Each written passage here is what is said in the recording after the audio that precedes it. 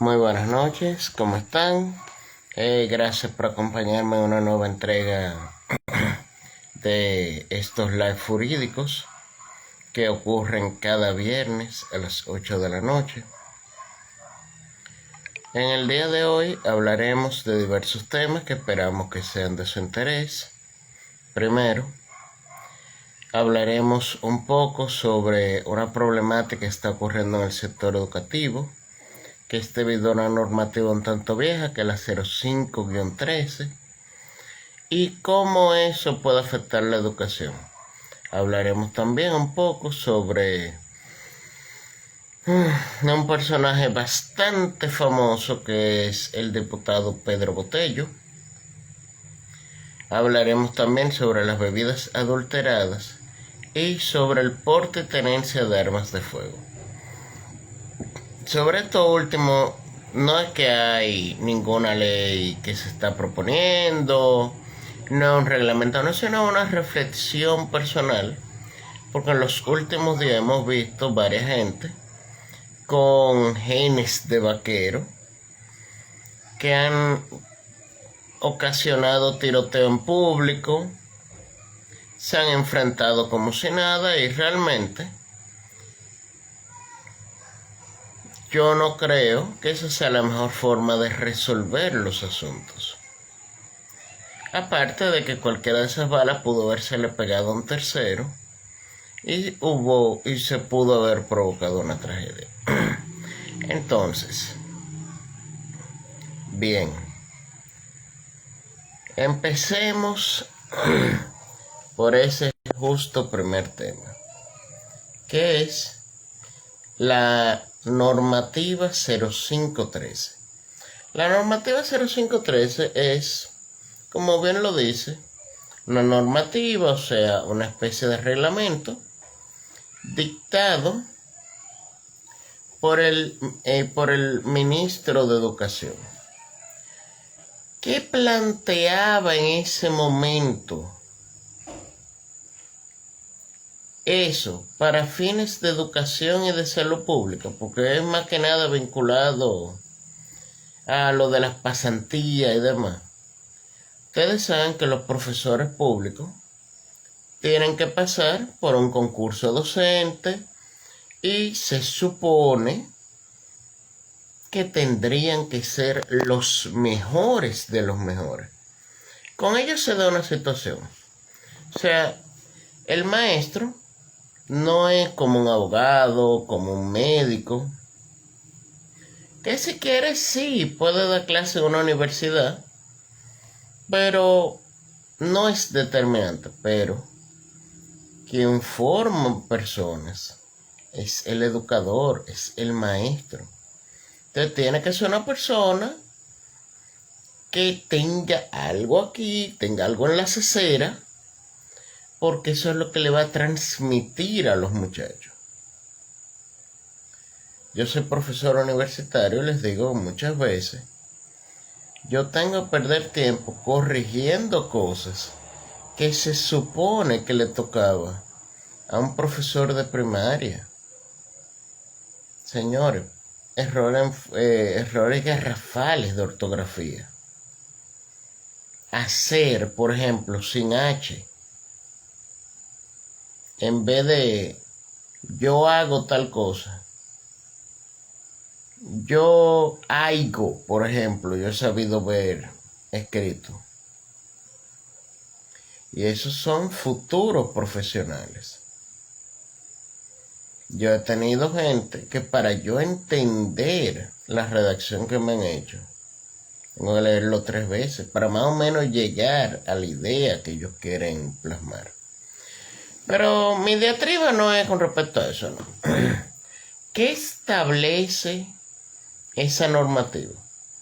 Que como prácticamente todo el mundo se quemó, eran como 800 concursantes, y solamente el 17% fue que pasó del total de los que estaban concursando por esas plazas.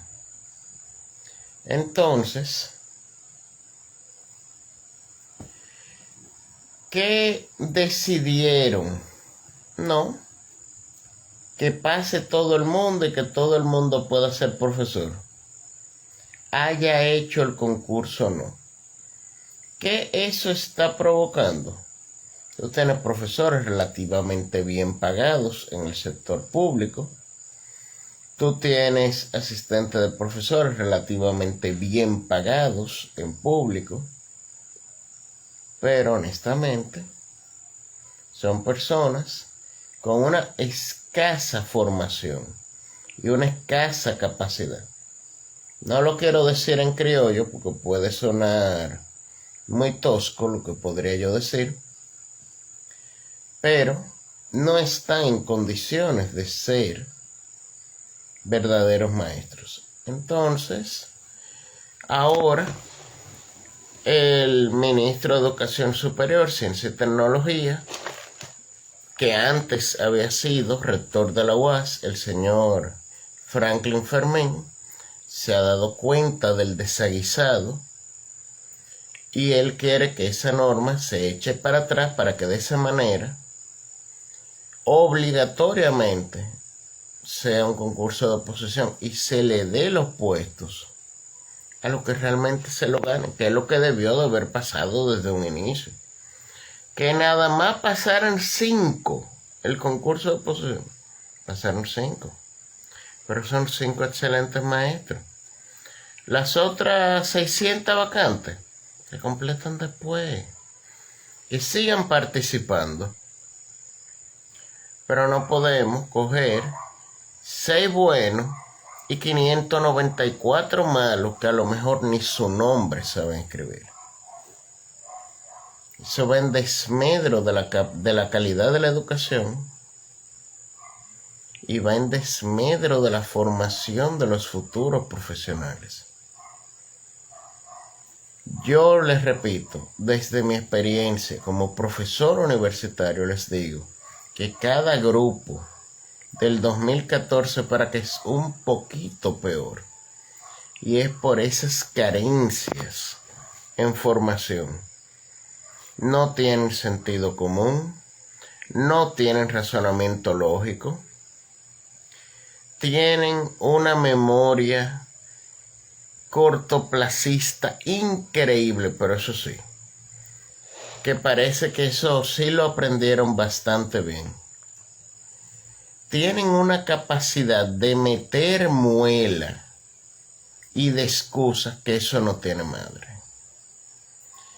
Bueno, entonces, el segundo tema es con respecto al diputado Pedro Botello Solimán. Primero que todo, yo no lo conozco. Esto es simplemente mi opinión personal vista desde la distancia. Quizá yo esté equivocado. Y de corazón, por las cosas que le voy a decir, deseo estar equivocado. Pero, miren, yo no sé cuántos de ustedes acá han tenido el placer de leer Stephen King. Stephen King es uno de los grandes escritores de terror de la literatura universal.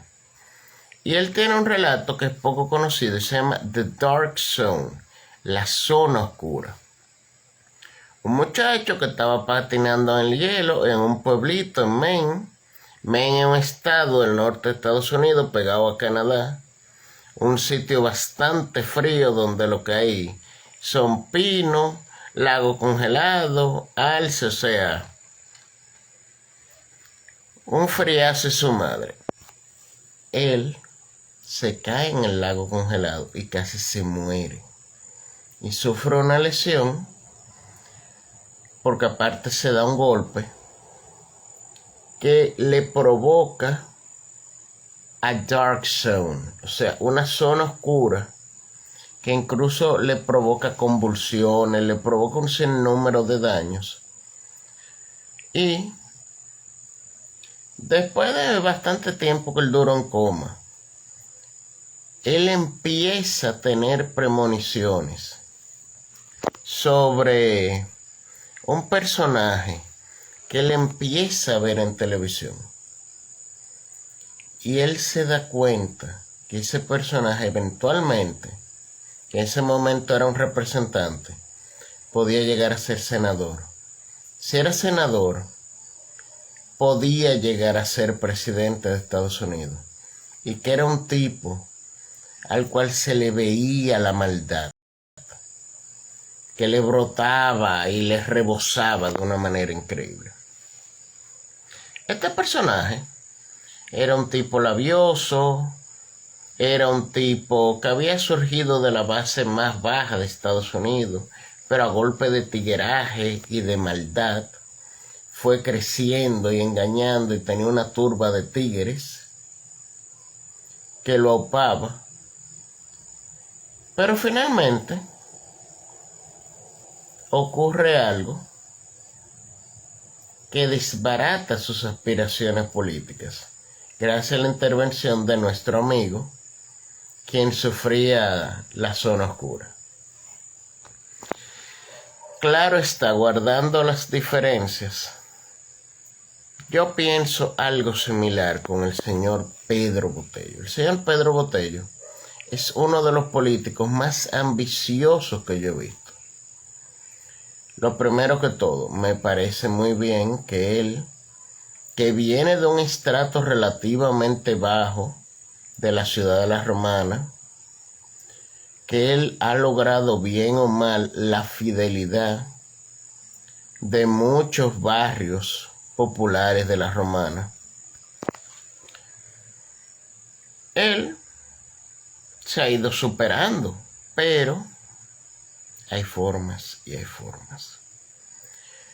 Pedro Botello no es un santo. Pedro Botello es un personaje que, por ejemplo, cuando Amarili Santana fue gobernadora de la ciudad de la Romana, tuvo incluso que demandar a Pedro Botello por una serie de agresiones personales que no escalaron a mayores por WhatsApp, porque personas de relevancia en la provincia de la Romana se metieron de por medio. Pedro Botello realmente es un tipo temperamental, es un tipo de armas a tomar y que además considera que siempre tiene la razón. Ese tipo de personas en psicología se llaman personalidades mesiánicas. O sea, él cree que tiene una misión en la vida. ¿Qué cuál es? Sabrá Dios. Eso nada más lo saben Papá Dios y él. ¿Y cuál es el problema con ese tipo de gente? Que son la gente que prenden en candela el mundo, aunque en un principio esa no fuera su intención. Ahora a Pedro Botello le ha cogido con el asunto del 30% del fondo de pensión. De por sí el reclamo no es descocado. Porque sabemos que las AFP han abusado, cobran unas comisiones espantosamente altas.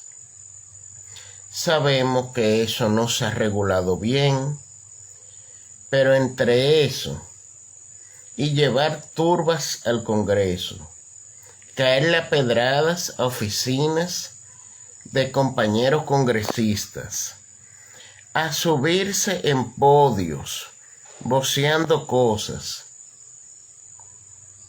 Ya no son formas más, es una manera de que la gente salga huyendo y apoye las AFP. Porque ahí lo que se debería hacer es buscar un punto intermedio, porque realmente estamos hablando de leyes que bien o mal se han ido aplicando, tienen bastante tiempo aplicándose, y entonces tú no puedes conocer los derechos que ya tienen esas AFP. La misma AFP no está negada a negociar, pero claro está, hay que buscar un punto intermedio en que ni ellas pierdan tanto, ni lo que está pasando, que es que el consumidor pierda. ¿Por qué yo les trato esto del diputado Botello? Hace unos días yo participé en una conversación por una red social y parece que alguien que es seguidor del señor Botello se lo cogió a lo personal y me insultó de una manera que yo no les quiero decir. Realmente, eso a mí ni me va ni me viene. Yo realmente considero que hay motivos y no seríamos el primer país. Chile lo ha hecho, Perú lo ha hecho y hay otros países que han dado ayudas parecidas. Pero el caso dominicano tiene ciertas particularidades. Que eso realmente yo lo he investigado. Si algún día alguien lo quiere debatir, de mil amores podemos hacer un debate, una mesa redonda. Pero mi conclusión es que honestamente al trabajador dominicano promedio no le conviene. ¿Por qué? Primero, cotizamos en una moneda devaluable. Segundo, estamos hablando de una cantidad de dinero demasiado grande en un primer momento y que realmente no existe líquido. Habría que empezar a cancelar un sinnúmero de instrumentos monetarios que haría que el costo operacional fuera muy alto, aparte de que una vez todo ese dinero esté líquido, eso va a calentar la economía. Cuando tú calientas la economía, ¿qué pasa? La inflación se te dispara y lo que antes te costaba 5 pesos, mañana te va a costar 7 o te va a costar 10. Entonces, vamos a decir, tú ibas a recibir 700,000 pesos. Pero esos 700,000 pesos no te van a valer 700,000 pesos. A lo mejor cuando tú los recibas, el valor real, el valor ajustado a inflación, a lo mejor va a ser de $500,000 o de 400,000 pesos. Porque la inflación se va a comer el resto. Aparte de eso, mínimo, si usted saca el 30%, mínimo, usted tiene que cotizar entre 3 y 5 años más para usted más o menos recuperar la línea de ahorro que usted tenía. Que esos son factores que deben ser tomados en cuenta a la hora de discutir con las AFP. Entonces, el tercer tema del día de hoy es con respecto a una de las bellezas que está saliendo el día de hoy en la prensa, que es, bueno, ha salido demasiadas veces en los últimos días, que es el asunto de las bebidas adulteradas. Primero, vamos a hacer una distinción entre falsificadas y adulteradas. Cuando tú falsificas algo, es que tú coges y tú imitas algo legítimo. O sea, tú, por ejemplo, tú haces una corbata o una camisa. Vamos con la camisa más fácil. Una camisa y en vez de ponerle un loguito de cactus, por ejemplo, o de, qué sé yo, alguna marca de esa, tú le pones un logo de una cosa china. Ya es una falsificación. O por ejemplo, todas esas carteras que, por ejemplo, hay gente que la compra creyendo que son de esas marcas caras, qué sé yo, o sea, cartera de mujer. Bershka, que sé yo qué. Y muchas veces la hacen en el barrio chino, parte atrás, en un atelier. 5 chinitos con 2 o 3 máquinas de coser a todo lo que da. Y le pegan el logo. Tú te das cuenta que es ilegal. Porque hay veces que se le van error ortográfico. Dolce y Gabbana no se escribe como en italiano, sino yo he sabido ver 12 como si fuera el número. Gabbana, o sea, Gavana. Es parecido, pero no. Mientras que cuando tú adulteras, es que tú coges una sustancia y le metes otra. Que también es una forma de falsificación, si se ve. Pero, ¿qué está pasando aquí con esto de las bebidas adulteradas? Señores,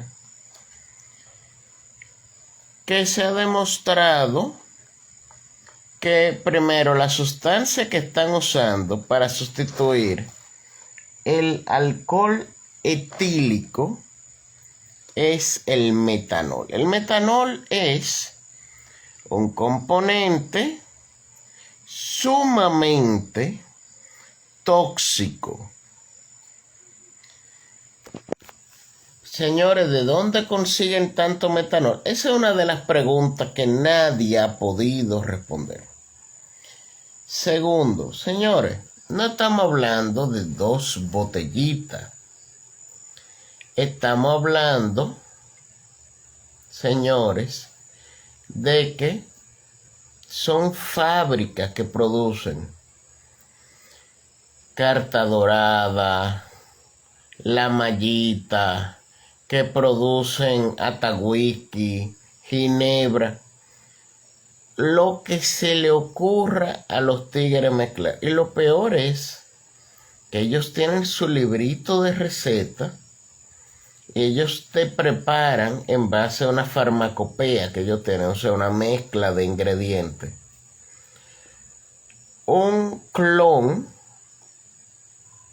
que a primera vista realmente te parece legítima. Tú, por ejemplo, ves el color ambarino del ron en esa botella. Tú dices, wow, qué lindo. Y tú lo ves y sí, parece legítimo. Pero si tú, por mano del diablo, sin oler y sin hacer ningún otro tipo de chequeo, te metes 2 tragos de eso, tú pasas a un mundo evidentemente mejor, más rápido de lo que tú quisieras. Eso realmente entra en una figura del Código Penal que se llama envenenamiento. El envenenamiento, que es simplemente que tú administres algún tipo de sustancia con el fin directo o indirecto de causar la muerte, son 30 años. O sea, en el código actual. Aquí me están haciendo el aporte que quizás fue la competencia para desprestigiar marcas buenas. Es posible, se han visto guerras comerciales, pero siempre también ha habido una historia, vamos a decirlo así, de falsificar marcas. Se encontró en un allanamiento hecho en el día de ayer, si la memoria no me falla, una embotelladora, una destilería montada con todos los poderes en San Luis, que es un municipio de la provincia de Santo Domingo. Ahí, una cosa que estaba en medio de una casa de un barrio, ahí había de todo. Ahí había tambores para destilar, ahí había prácticamente un pequeño laboratorio, habían alambiques. Señores, muchas de esas cosas hasta humo botan.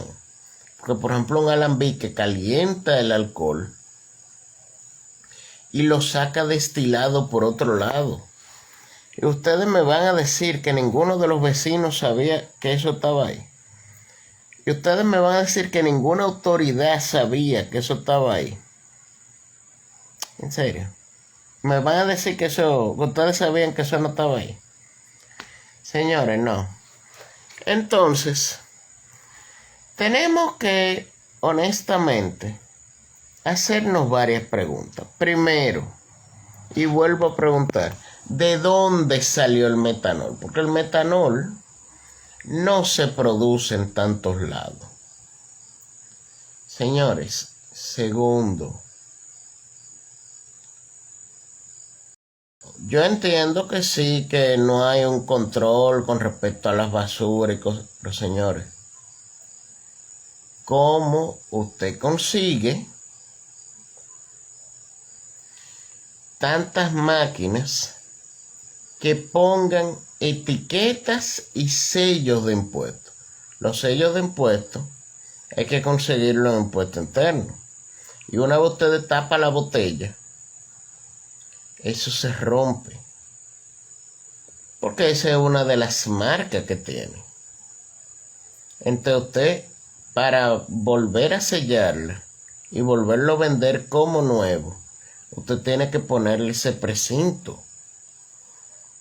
Y en muchas de las que han presentado estaba esa etiqueta del impuestico ahí. O sea, hay que hacer una investigación real de lo que está pasando. Porque aparte de la competencia comercial que pueda haber entre distintas gente que quieran sacar del mercado a otras, también puede haber autoridades metidas, también puede haber gente de la policía, gente de sabe Dios qué instituciones metidas. Y de lo que estamos hablando es de la vida y de la salud del pueblo dominicano. También eso el pueblo dominicano debería llamarle un poco a reflexión. Yo creo que la semana pasada yo hice la reflexión de que si tú ves que te están ofreciendo un producto que normalmente cuesta 350, 400 pesos, vamos a poner una media botella de whisky, White Label, o un cuartillo de White Label, 350, 375, vamos a poner un precio normal por ahí. Y tú ves que te lo ofrecen de que a 100 pesos, 125 pesos.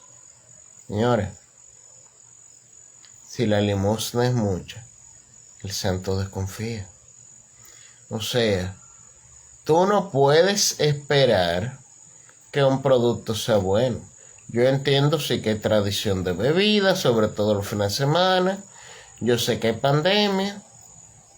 Yo sé que muchas veces no se tiene un clavo. Señora, en esos casos, por favor, sacrifíquese y no beba. Y usted bebe cuando pueda juntar los chelitos para comprar algo bueno. Porque lo que usted está poniendo cada vez que usted se da un trago es, en un primer término, su hígado, que es lo que purifica prácticamente todo su organismo junto al páncreas. Y segundo, el estómago, el corazón y los pulmones. Entonces, señores, uno tiene que cuidarse. Y a las autoridades que por favor investiguen. Ahora vamos con el último tema original de la tanda, que es, bueno, yo lo denominé así, de que porte y tenencia de armas, pero yo lo que me refiero es a que se está notando, por un lado del gobierno, sí, un deseo de desarmar la población, pero estamos ante una población que está muy agresiva, está poco receptiva a tener diálogos de ningún tipo con nadie. Y sobre todo, una población que por cualquier disparate decide resolver sus problemas, y en eso llevamos varios años, a golpe de tiro limpio. ¿Cuánta gente no han matado, que ustedes saben, por parqueo? Señores, yo perdí la cuenta ya. ¿Cuánta gente no han matado porque alguien le rayó el carro a otro? Yo también perdí la cuenta. O sea, las calles dominicanas hay veces que se vuelven el salvaje oeste. Hace pocos días, en Los Kilómetros, 2 gente chocaron. En vez de alguno de ellos acercarse, mire, perdone, no sé lo que pasó, venga, vamos a resolver con su jaladera de pistola, como si fuera el bueno, el malo y el feo, o sea, una vaquerada, los tiros limpios. Y señores, eso se repite todos los días. ¿Y cuál es el problema de eso? Primero, esas personas, que esa es la primera pregunta que nos tenemos que hacer. ¿Esas personas realmente están en capacidad de portar un arma de fuego? Porque la puede tener todo el mundo, pero está en capacidad de portarlas. Señores, en muchos países tú tienes derecho de tenencia, pero no de porte. De porte se supone que son gente que la van a usar y es para defender a otros o defenderse ellos por el tipo de trabajo que tienen. O sea, un policía mientras está haciendo funciones, un miembro de un grupo de guardaespaldas, militares, pero mientras están cumpliendo funciones. Un civil sí puede tener armas en su casa, incluso hay armas deportivas. No es lo mismo una escopeta de cacería, por ejemplo, que una UCI. Pero señores, por Dios, de verdad, nosotros no podemos por nada del mundo permitir que personas hacia lo loco tengan armas de fuego disparando. Otra cosa, hasta hace muy pocos años, la tenencia de armas de fuego y el porte, eso era un relajo. Tengo entendido que ya cambiaron el examen, pero antes tú dabas 2 o 3 pesos y la parte del examen psicológico te lo volaban. A ti no te hacían realmente un peritaje, porque en muchos casos realmente no había un psicólogo preparado o ni siquiera te veía un psicólogo. Te llenaba una planilla para más o menos cumplir con los requisitos de la ley sobre porte y tenencia de armas de fuego, que básicamente era: si usted se ve en una situación de emergencia, ¿usted dispararía? Si usted ve que, por ejemplo, su pareja le es infiel, ¿usted le dispararía? Y entonces, un tipo de pregunta muy subjetiva en algunos casos. Y sobre eso, el entrevistador, que ya estaba mojado, te daba tu carnet. Señores, este es un país relativamente pequeño. Aquí hay demasiadas armas, tanto legales como ilegales. Señores, pero es que ni siquiera el problema realmente va por ahí. El problema real es que hemos perdido la civilidad, la capacidad de empatía entre los otros. Toditos tenemos problemas. Si ahora mismo los 4 o 5 que estamos conectados estuviéramos sentados en una mesa y cada uno contara sus miserias del día nada más, señores, nadie aguantara, porque cada uno tiene su propia cruz, está pasando sus propios problemas. Pero usted no puede, por eso, explotar, jalar una pistola y va a hacer un cargador a otro. O que el otro, que tiene 80,000 problemas más que usted, haga eso con usted. No. Señores,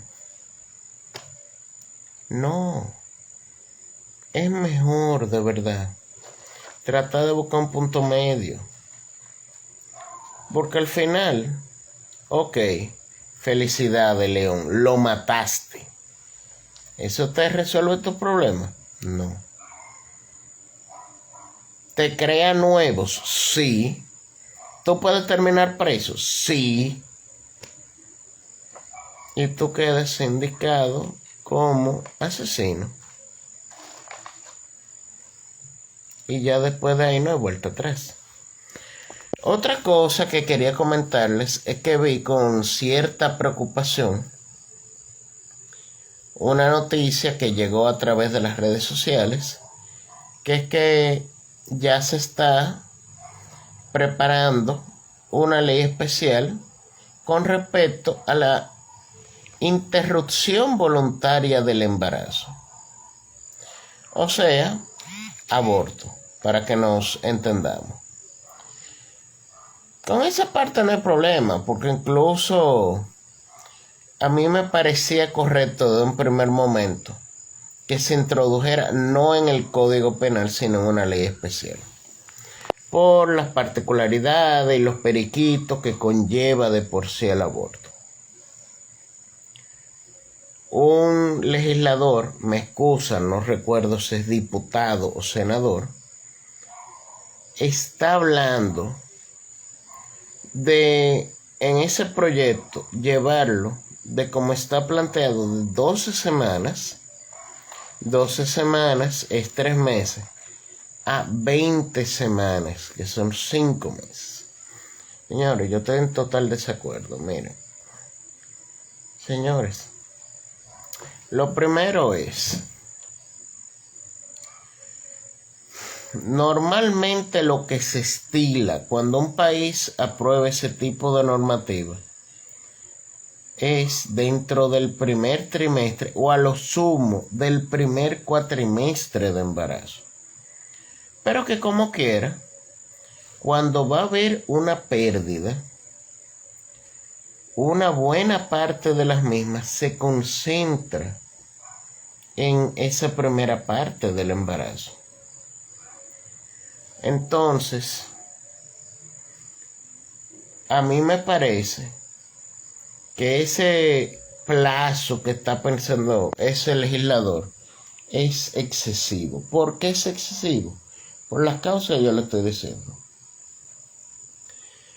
Otra cosa relacionada con eso es algo que ha dicho el primer mandatario, el licenciado Abinader, de que ese es un tema que debería ser sometido a referendo. No sé si están notando mi sonrisa. Miren, esa es una declaratoria de buena fe. Es una declaratoria de intenciones muy buena. Eso demuestra su espíritu democrático.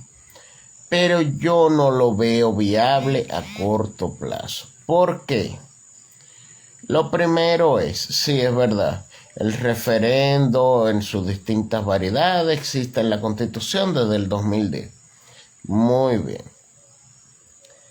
Pero, primer detalle, no existe una ley que establezca el procedimiento de referendo. Tampoco hay una ley que establezca cuánto dinero se va a destinar a eso. O sea, ya vamos con dos problemas. En la primera ley habría que detallar los tipos de referendo, las condiciones y en qué fechas del año se podrían efectuar. No sabemos cuánto va a costar y eso obligaría a que se haga una modificación al presupuesto. Señores, conociendo los ritmos de la administración pública, al menos a corto plazo, eso no es viable. Entonces, les repito, eso si lo ponemos para el 2023 o inicio del 2024, podría ser. Para el 2021, imposible.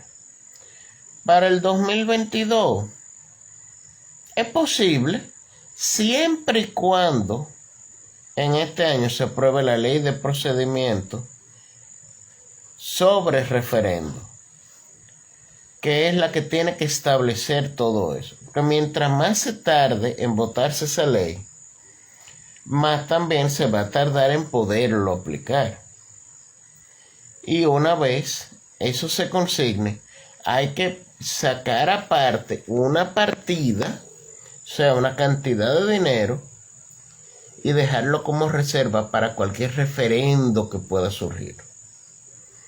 Que puede ser ese, puede ser, por ejemplo, con eutanasia, puede ser la legalización de la droga. O sea, hay 80,000 temas que pueden ser materia del referendo, pero ¿qué referendo si no hay, en términos reales, un marco para aplicarlo? Antes de despedirme, quiero darle las gracias a ustedes por acompañarme en esta noche. Los invito para la próxima semana y también les recuerdo que va a quedar grabado esto tanto aquí en Instagram como en el día de mañana. Yo lo pasaré a YouTube.